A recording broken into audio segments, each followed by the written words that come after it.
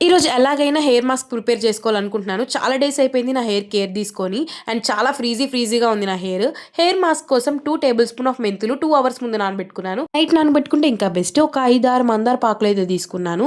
అవి కూడా దాంట్లో వేసేసాను. నెక్స్ట్ అయితే అలోవెరా తీసుకొని చిన్న చిన్న పీసెస్‌గా అయితే కట్ చేసేసుకున్నాను.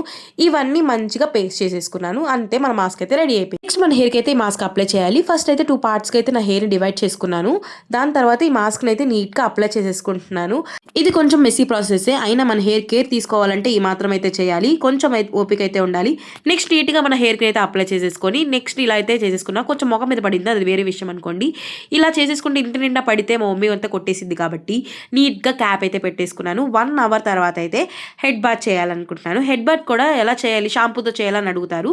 ఫస్ట్ అయితే నార్మల్‌గా వాటర్ వాష్ చేసేసుకోండి. నీట్‌గా అదంతా పోయిన తర్వాత నచ్చిన షాంపూతో హెడ్ బాత్ చేసేస్తే సరిపోతుంది. ఆఫ్టర్ హెయిర్ వాష్ తర్వాత అయితే నా హెయిర్ అయితే ఇట్లా ఉంది. అండ్ ఇలాంటి వీడియోస్ కోసం నా ఛానల్‌ని సబ్స్క్రైబ్ చేసుకోండి. అంతే వీడియో. బాయ్.